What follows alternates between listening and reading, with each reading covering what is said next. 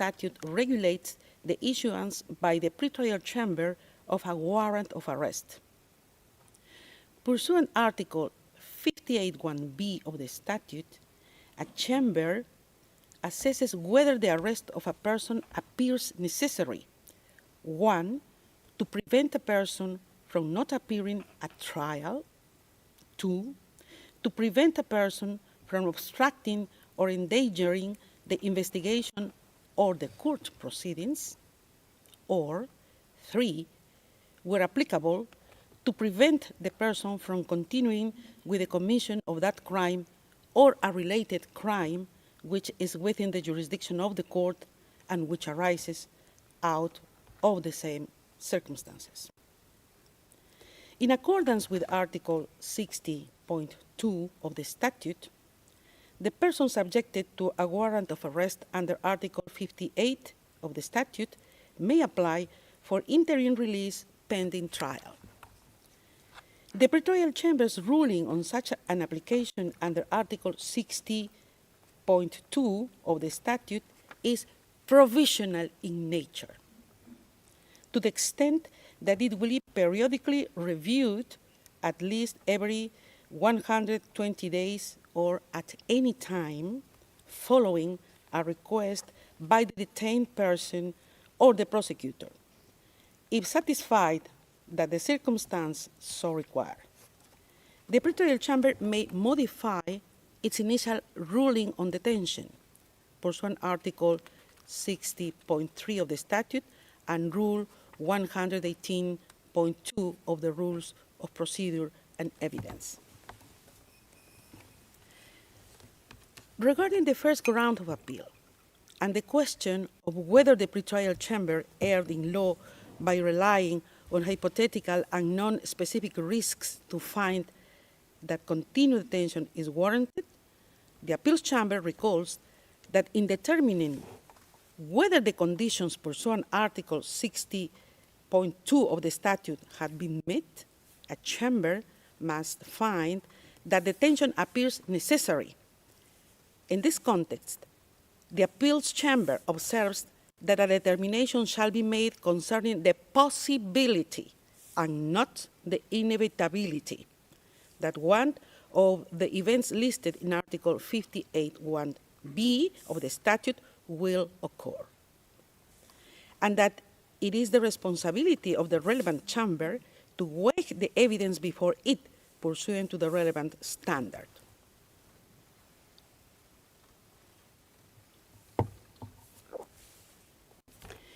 The appeals chamber notes that in its assessment of risks under Article 58(1)b of the statute, the pretrial chamber relied on this legal standard. Indeed, the pretrial chamber correctly referred to the standard that the assessment under Article 58(1)b of the statute concerns the possibility, not the inevitability, of a future occurrence. It then analyzed the material before it against this standard.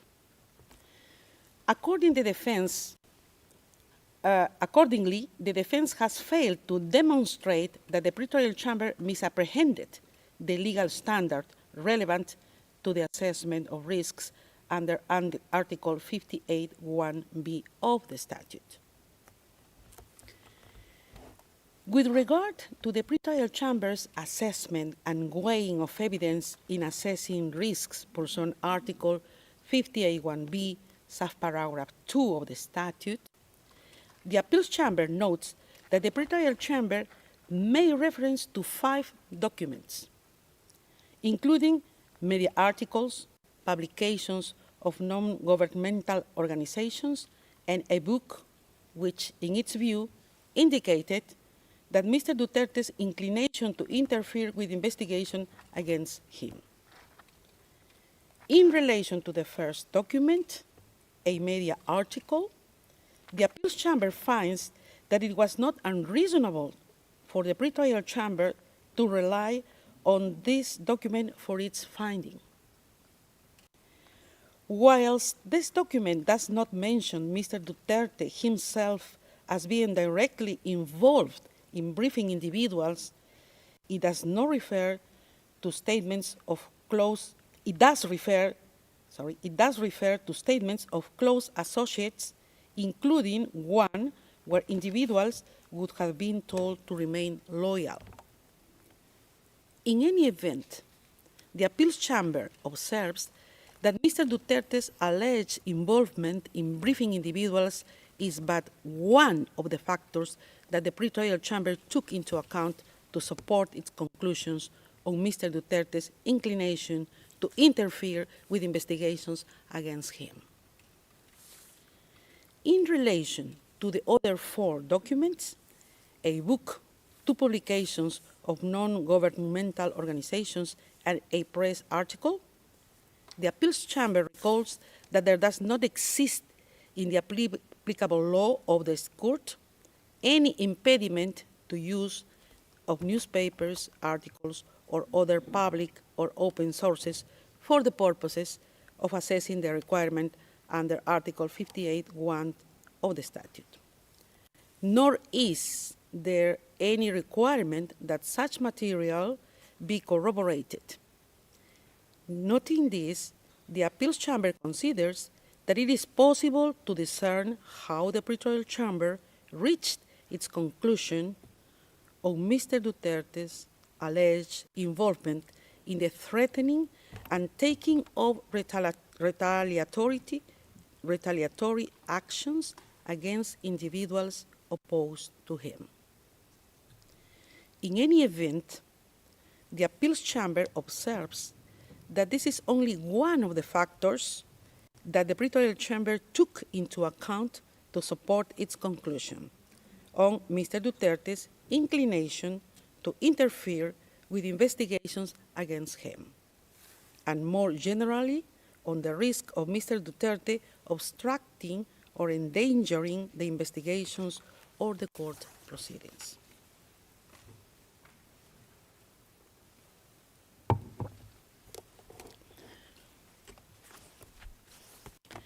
For these reasons, the appeals chamber considers that the defense has failed to demonstrate an error in the pretrial chamber's assessment and weighing of evidence before it in the context of its consideration of the risk under Article 58(1)(b), subparagraph 2 of the statute.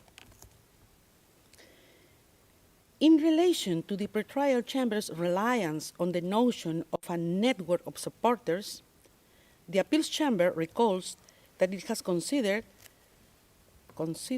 that it is sufficient for a chamber to establish that it is possible that a suspect had the necessary assets to abscond, and that there is a risk that a suspect has the financial means to abscond on the basis of concrete evidence.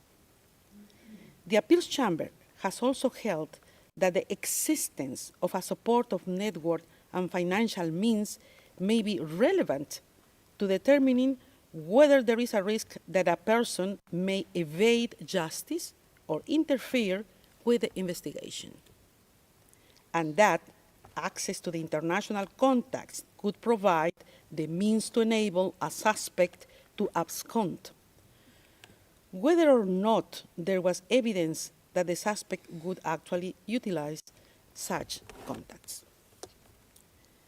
In the impugned decision, in determining whether Mr. Duterte posed a flight risk under Article 58(1)(b), subparagraph 1 of the statute, the pretrial chamber considered that he appears to have the necessary political contacts as well as to benefit from a network of support within the Philippines. The appeals chamber considers that contrary to the defense's argument, the pretrial chamber specifically outlined why it found that there existed a network of supporters in relation to Mr. Duterte, and for which reason this supported its conclusion that the risk under Article 58(1)(b), subparagraph 1 of the statute was established. In the view of the appeals chamber, the manner in which the pretrial chamber undertook this assessment was case-specific, as it took into account the specific circumstances of Mr. Duterte, amongst others, his position as former president of the Philippines and his recent re-election as mayor of Davao City in May 2025. It follows that the defense has failed to demonstrate that the pretrial chamber committed an error in assessing and considering Mr. Duterte's network of supporters for the purpose of its examination of the risk under Article 58(1)(b), subparagraph 1 of the statute. Further, under the first ground of appeal, the defense argues that the pretrial chamber's alleged reliance on irrelevant considerations led to errors of law and fact. Regarding the arguments on the assessment of evidence, and in particular, the defense's contention that a number of factors relied on by the pretrial chamber were irrelevant, the appeals chamber notes that when assessing the risk under Article 58(1)(b), subparagraph 1 of the statute, the pretrial chamber relied on several factors in support of its finding that such risk existed. It relied on a statement by Mr. Duterte, statements by others, Mr. Duterte's position as a former president of the Philippines and his recent re-election as mayor of Davao City, as well as the matter of the gravity of the alleged crimes and concomitant sentence in case of conviction. The appeals chamber observes that the defense does not explain why, in its view, these factors were irrelevant to the pretrial chamber's assessment. Without more, the defense has failed to substantiate that the pretrial chamber's reasoning and assessment were unreasonable.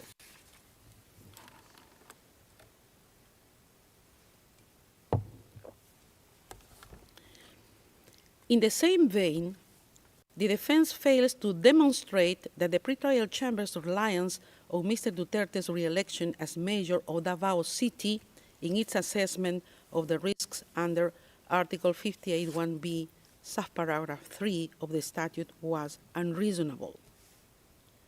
Moreover, with regard to the defense's contention that the pretrial chamber selectively cited facts and ignored others in the same items of evidence, the appeals chamber considers that the defense has failed to demonstrate how the fact that the pretrial chamber accorded weight to the statement from Mr. Duterte that it cited should result in the pretrial chamber's ignoring or attaching no weight to other statements.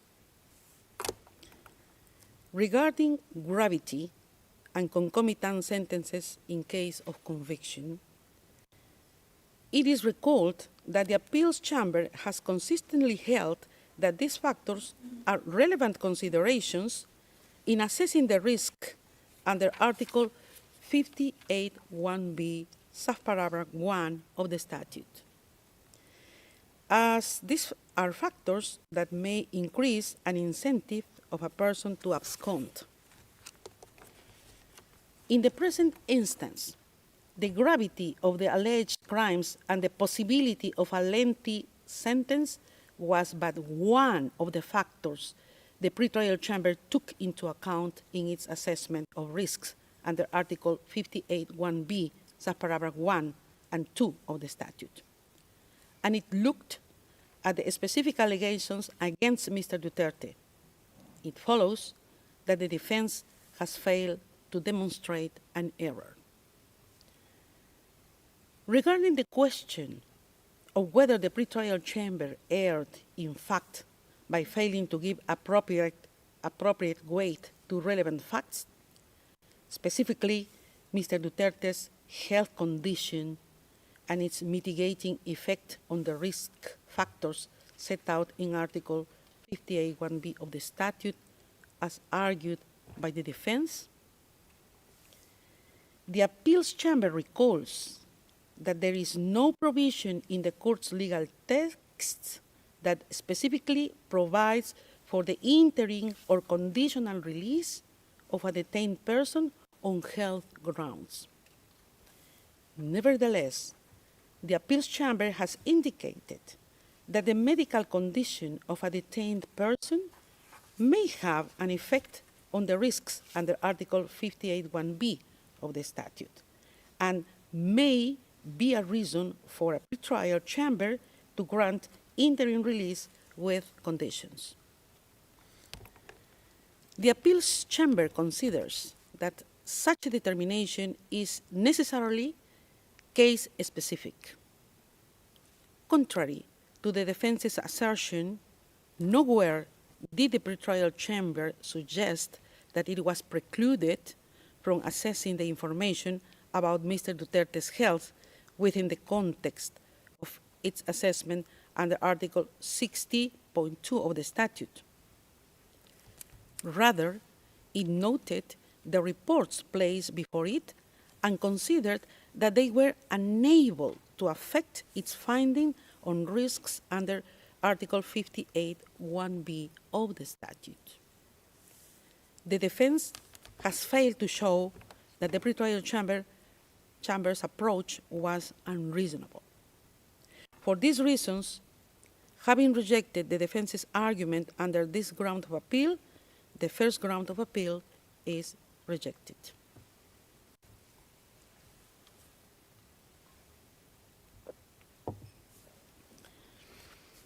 Second ground of appeal. I will now turn to the second ground of appeal.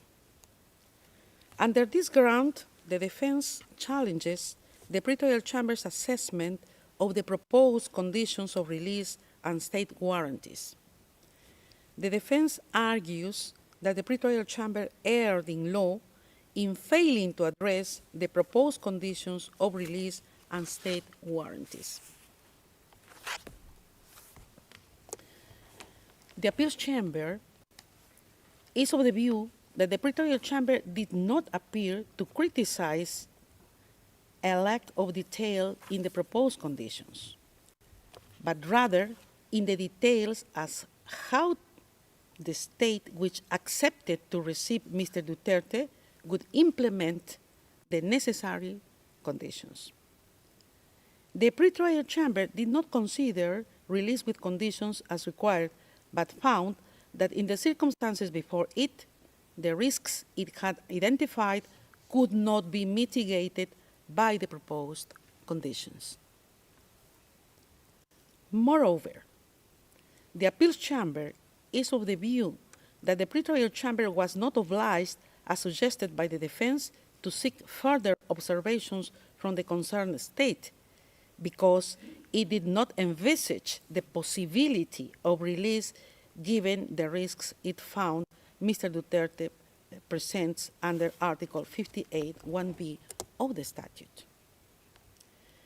For these reasons, the appeals chamber finds that the defense has failed to identify an error by the pretrial chamber when addressing the proposed conditions of release and state warranties. In relation to the question of whether the pretrial chamber erred in law by failing to consider if the proposed state warranties could mitigate the risks under Article 58(1)(b) of the statute, the appeals chamber finds that this does not appear from the impugned decision that the pretrial chamber would have required an elimination of risks, as argued by the defense.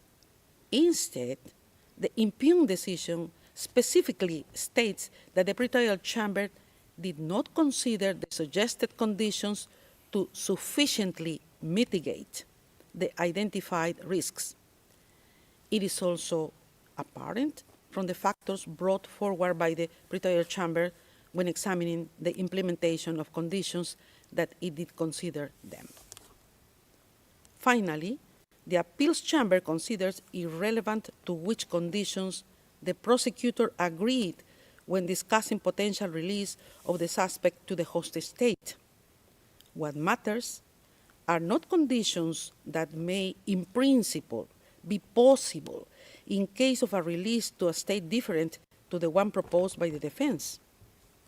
Rather, what is of consequence for the pretrial chamber's assessment are the conditions and warranties proffered in relation to a release to the state party concerned. For these reasons, the appeals chamber is of the view that the defense failed to substantiate the pretrial chamber's conclusions were unreasonable.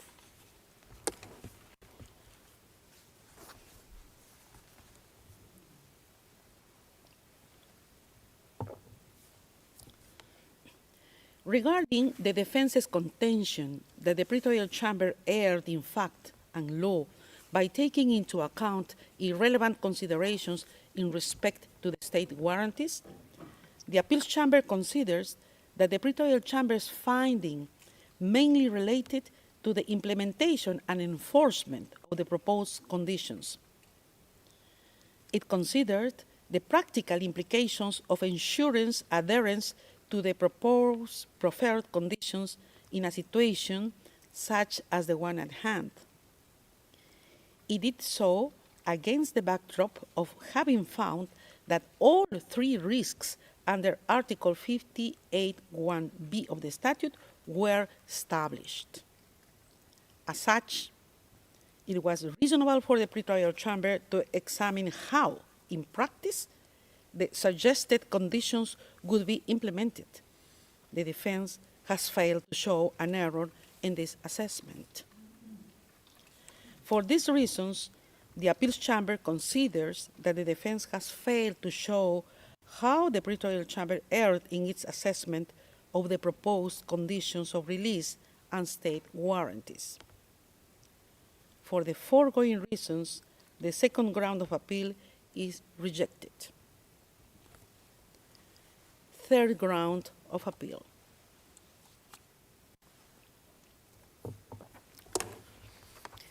Regarding the third ground of appeal, within which the defense argues that the pretrial chamber erred in not considering humanitarian grounds either as independent consideration or mitigating factor in assessing interim release, the appeals chamber considers that the pretrial chamber did not refuse to address the question of interim release on humanitarian grounds.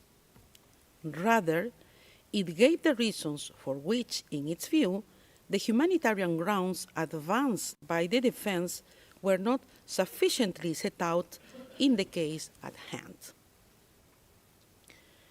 Further, the appeals chamber recalls that the medical condition of a detained person may be a reason for a chamber to grant interim release with conditions, and that the chamber enjoys discretion when deciding on conditional release. The appeals chamber considers that it is not apparent from the pretrial chamber's assessment that it was unreasonable. The pretrial chamber found the existence of risks under Article 58(1)(b) of the statute, which were not mitigated by Mr. Duterte's purported condition, and also could not be mitigated by any condition imposed upon release. The pretrial chamber then proceeded to analyze whether humanitarian grounds, as argued by the defense, could justify release on conditions. The appeals chamber thus considers that the pretrial chamber assessed the relevant information before it in light of the arguments made by the defense and reached its conclusion on this basis. It follows that the defense has failed to demonstrate that the pretrial chamber's assessment was unreasonable. Accordingly, the appeals chamber finds that the defense has failed to show that the pretrial chamber erred in its assessment.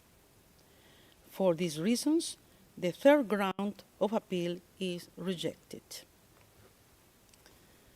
Finally, the appeals chamber notes that the pretrial chamber reached its conclusions in relation to the risks enumerated in Article 58(1)(b) of the statute on the basis of a comprehensive assessment of the information before it.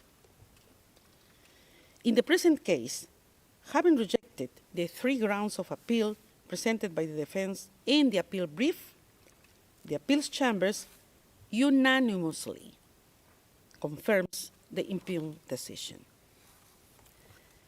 This brings us to the end of the summary of the appeals chamber's judgment. The judgment will be notified to the parties and participants after the hearing. Translations of the summary will also be available in due course. I would like to thank the court reporters, interpreters, and other registry staff for their valuable assistance today in holding this hearing. The hearing is adjourned. All rise. We will.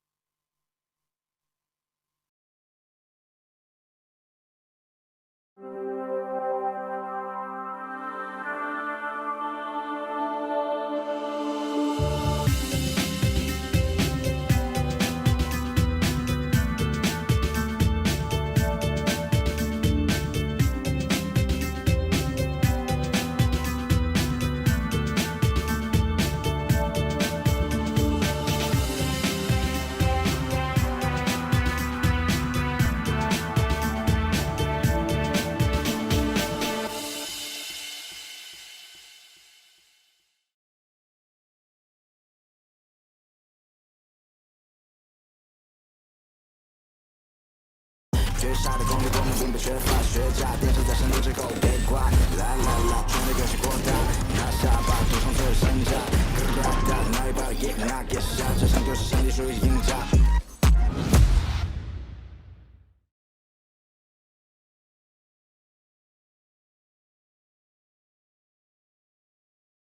Humanitarian investigation for another case in the DOJ, so his lawyer will have to assist him po in that proceeding.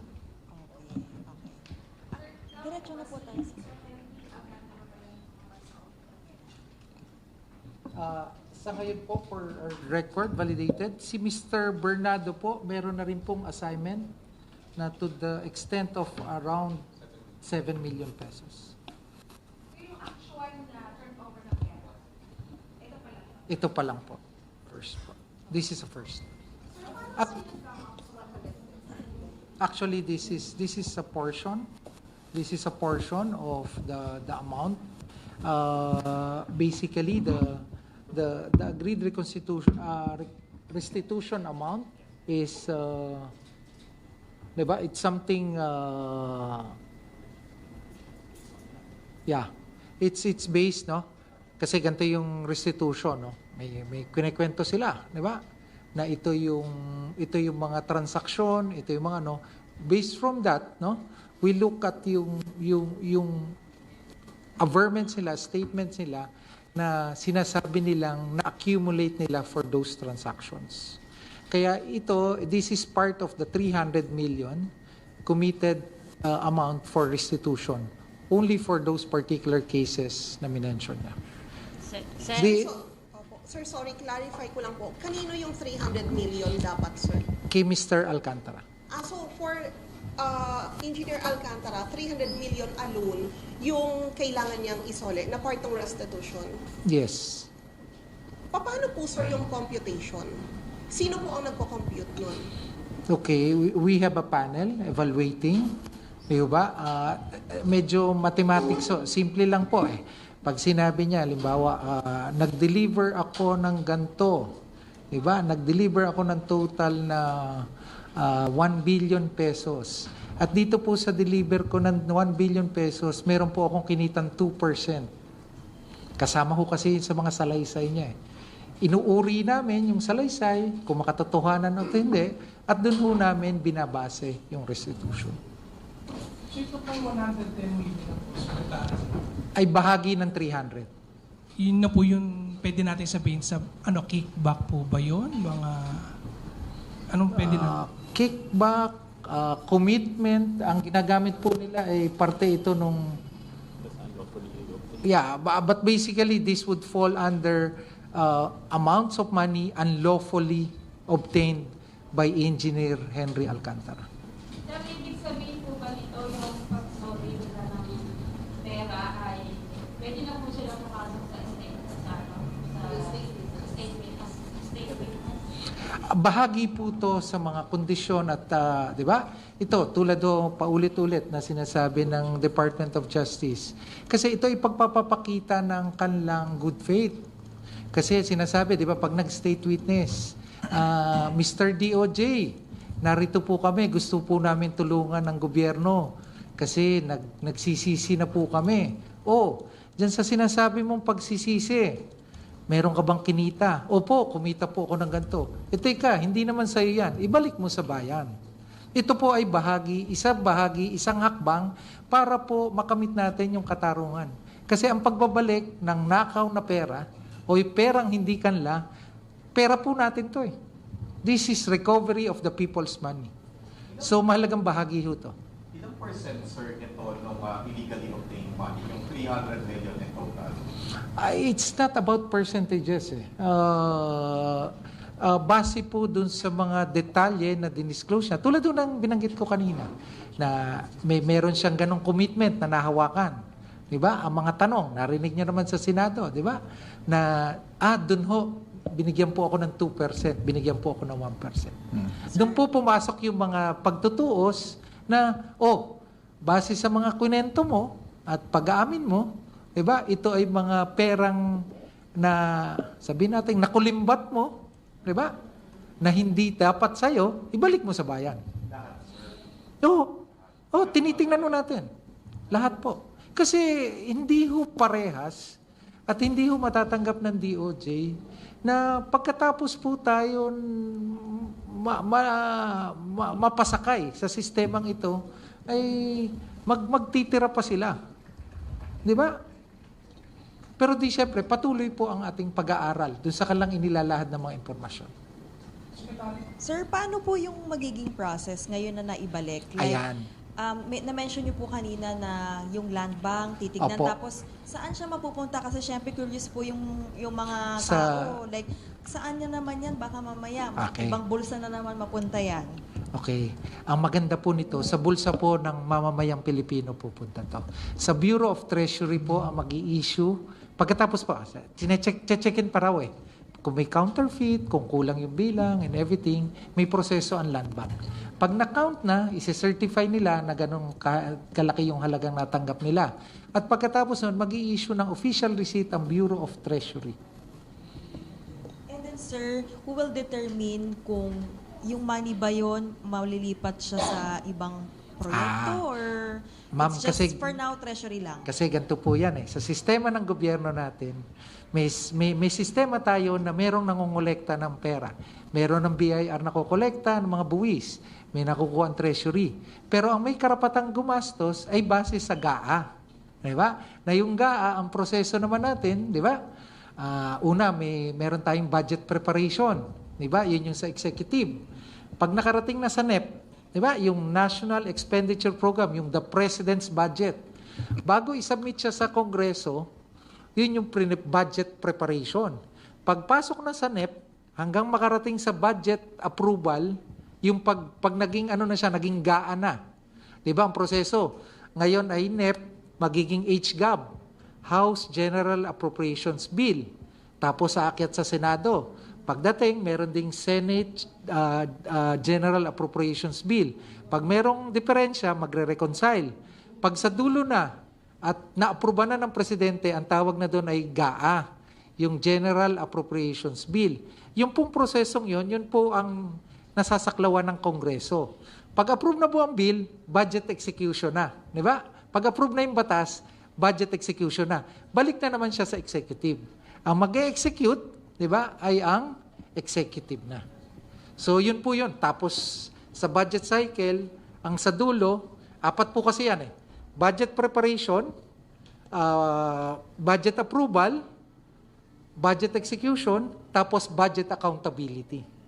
Yung pag nagastos na po yung pera, pag-aaralan naman ng ating COA kung tama o mali, kung may nalabag na panuntunan sa paggastos. Tapos iikot na naman po yan.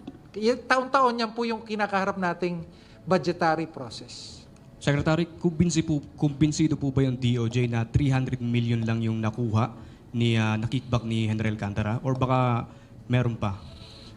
Ayon sa aming nasagap na impormasyon, kumbinsido po kami. Pero wag po kayo mag-alala. Kasi ang patungkol naman na yung kanyang discharge from criminal liability ay patungkol lang dun sa katapat na halaga na yon. Kasi hindi ho nagbibigay ang DOJ ng blanket immunity sa lahat ng iba pa. Kaya pag may na-discover po kami, di ba, na siya ay sangkot pa sa ibang usapin, na pag ibinangga namin sa aming datos, na, uy, teka, nag-withhold ka pala sa amin ng information. Meron ka pa, kasangkot ka pa rin pala dito. Diba? Hindi ho siya absuelto sa pananagutan doon.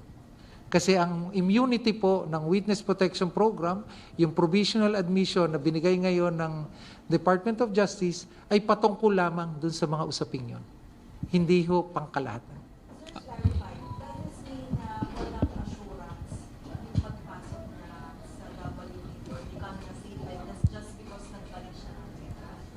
Hindi po. Isa lang yan sa mga kondisyon. Tama ka doon. Isa lang siya sa mga kondisyon. Yeah. Tandaan natin, may napakalaking obligasyon din ng state witness. Magpakatotoo siya, gumanap siya bilang witness, haharap siya sa husgado, totoo yung kanyang mga sinasabi. Pag napansin natin na lumalabas at lumalabag siya sa terms and conditions ng kanyang pagpasok dun sa programa, pwedeng maging usapin yun at matanggal siya sa programa. So right now, what is his current status? He's provisionally admitted into the program. Sir, ano yung napagkasunduan? Bakit hindi na lang isang lagayan, 300 million agad? Bakit kailangan pa 100 million muna? Maraming tinimbang. Isa na yung sabi niya. Tandaan natin, di ba? Nahirapan daw, nabanggit sa amin, nahirapan daw siya dahil siya nakadetain, di ba, sa Senate. Tapos, kailangan niya pa raw ng dagdag na panahon. Search, sa pinakita pong pera kanina, ang Bureau of Treasury din po ba ang magdedetermine kung ang lahat ng pinakita or sinabit na pera ay totoo at hindi peking pera? Ang may kakayanan kasi niya ng bangko. Diba? Makikita nila kung fake o hindi yung fake. Pag na-cash count na counterfeit, validate, na-validate na ng bangko, bibigyan nila ng report ang Bureau of Treasury. Pag sinabi lang Bureau of Treasury, ang nabilang namin na totoong pera ay 110 million, mag-i-issue na ng official receipt ang Bureau of Treasury. Okay. So, bali sir, as of the moment, hindi pa natin sure kung totoong pera talaga yung mga itinurn over sa atin. Anong tingin nyo ba? Hindi, sa tingin ko, parang totoong-totoo. Diba? Pero siyempre, proseso lang. Okay. Proseso lang. Antayin natin yung proseso. May proseso ang Land Bank, may proseso rin ang Bureau of Treasury. So yung pera, withdraw pa from the bank? Or yung pera, withdraw pa from the bank? Hindi namin alam. Hindi namin alam. Hindi namin alam. Wala kaming impormasyon patungkol doon. Sir, paano yung kasi 300 million, 110 pa lang yan. Anong usapan? Cash din ba yung kulang na dapat ibigay niya? Or properties? Pwedeng gano'n? Ang aming posisyon ay dapat cash. Sir, clarification lang po. May nabanggit kayong nagbigay ng iba? May nakapagbigay na o magbibigay pa lang at sino po yun? I mean, magsusoli po. Hindi. Kasi nabanggit kanina yung kay Engineer Bernardo, nung una siya sa Memorandum of Agreement, meron siyang mga bank accounts na inassign niya sa Department of Justice. Magkano? Ito ay higit sa 7 milyong piso sa bank accounts, no? In terms of bank accounts. So, sir, ito, official yung 7 million from Bernardo ay balikan. These are frozen accounts, under process pa lang, na? Kasi may proseso rin sa AMLAC eh. May proseso rin. Sir, sino pang mga susunod? Mga diskaya po ba nagsabi na rin ng intention nila? Tulad ng nabanggit nung nakaraang 2 linggo na sa Senado, di ba, na sila ay muling magpapasailalim sa proseso na kung pwede ay maipasok sa programa, patuloy po namin pinag-aaralan. Pero sa kasalukuyan, wala kaming aktibong, di ba? Wala kaming aktibong pakikipag-ugnayan pa sa Diskaya. Sir, si Bryce, nagsoli na siya ng 2 kotse. Paano po yun? Counted ba siya sa restitution or kailangan ma-encash mo na yun? Hindi po namin, medyo sa ICI po siya nagsoli eh. Hindi ko, pasensya na po. Hindi, aaralin ko pa po. Hindi ko, aminin ko sa inyo. Hindi ko alam yung mode ng kanyang pagsasoli sa ICI. Hindi kasi yun sa Witness Protection Program, hindi yun sa DOJ. Sir, pwede bang pakwento lang paano tayo nag-come up doon sa decision ni Alcantara na magbibigay na ako ng 110 million, nagpasabi ba siya? Or during the interview po, paano yung naging anong kwento doon? Yung mga detalye, alam nyo na telegraph tayo mga kapatid di ba? Let's just give me a little